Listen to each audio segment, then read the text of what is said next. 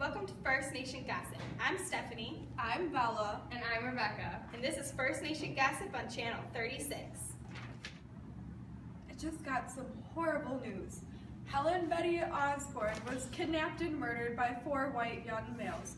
But she wasn't murdered by Donald Marshall. She was kidnapped while she was in high school. That's so sad. When she refused to have sex with them, they stabbed her over 50 times. Rest in peace, girl. Helen Betty Osborne! Today's topic is Donald Marshall. In 1986, he was wrongfully imprisoned for 11 years. The Nova Scotia set up a royal commission to examine the case. Donald is an Aboriginal of Eastern Canada. He was imprisoned because they thought that he committed a murder, but he didn't. The Nova Scotia report concluded that he had been victim of repeated instances for incompetence and cover-up.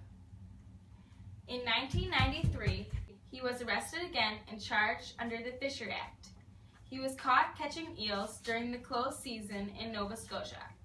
His lawyers argued that he was exempt from the act because of the treaties between the Crown and the Aboriginals of Eastern Canada dating back from 1760 to 61, even though he was found guilty. The decision was upheld by Nova Scotia Supreme Court but rejected by Canada's Supreme Court in 1999. The court ruled that he had been under the right to moderate livelihood from natural resources of his region.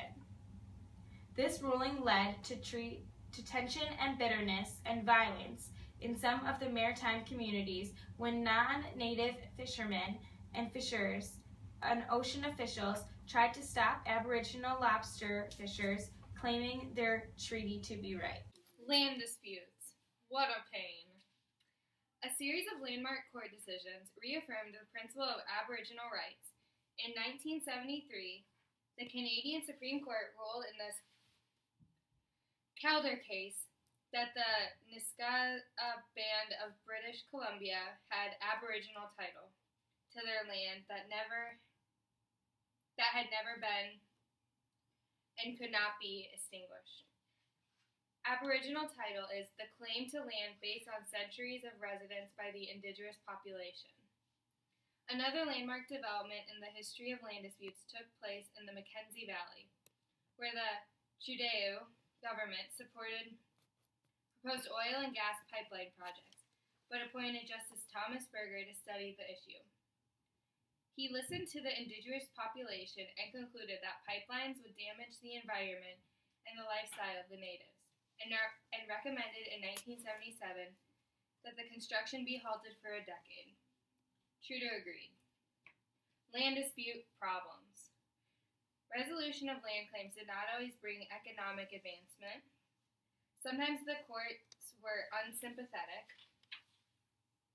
The courts frequently disagreed, and the federal government was slow to settle any land claims, but especially those by non-treaty Indians who lacked reserves or treaty Indians who claimed more territory than the government allotted them. The federal government had done little to protect the Aboriginals when the British Columbian government had ignored treaties and seized lands for industrial and urban expansion. The most sensational confrontation occurred in Quebec in 1990 when provincial police clashed with Mohawk warriors over the development of a golf course on sacred Mohawk land at a reserve near Oka. One policeman died, and provincial premier Robert Busara called the Canadian Army. The federal government criticized the warriors as terrorists, but their activism forced the government to buy the lands and give them to the Mohawks. Violence paid off in the end.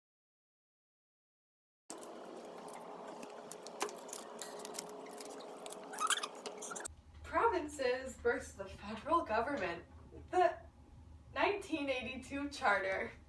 The Constitution Act of 1982 incorporated a charter of rights and freedoms that prohibited discrimination over gender and color. However, Native Lobbyists failed to get an amendment guaranteeing self-government because British Columbia, Alberta, and Quebec traditionally favored the rights of developers over the rights of Aboriginals, fearing losing the right to control resources, and opposed the charter. Harper and the Constitution Act. At Meech Lake in 1987, the provinces agreed to Quebec's demands for modification of the 1982 Constitution in order to preserve provincial rights.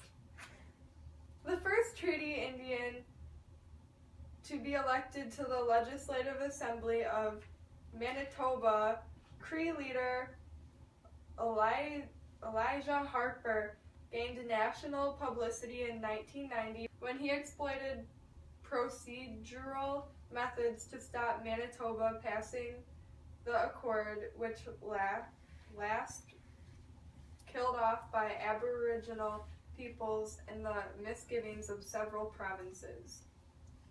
The Charlottetown Accord. After the failure of the Meck Lake Accord, the provincial governments and some native leaders produced the Charlottetown Accord in 1992. The Parti Québécois leader, Jacques Parizeau, said that under the accord, Aboriginal peoples would not end up controlling most of Canada. Overall, the Charlottetown Accord was rejected. The residential schools. During the 1990s, the First Nations were increasingly perceived as a very important Canadian politician problem in relation to the land rights, self-government, and compensation for earlier mistreatment. The federal government and the churches were slow to respond to complaints about mistreatment in the residential schools, so in the 1990s, ex-pupils took them to court. In 1998, the Canadian government announced the Aboriginal Action Plan to deal with past injustices. The federal government apologized and they offered them $350 million in compensation, but however, no agreement resulted.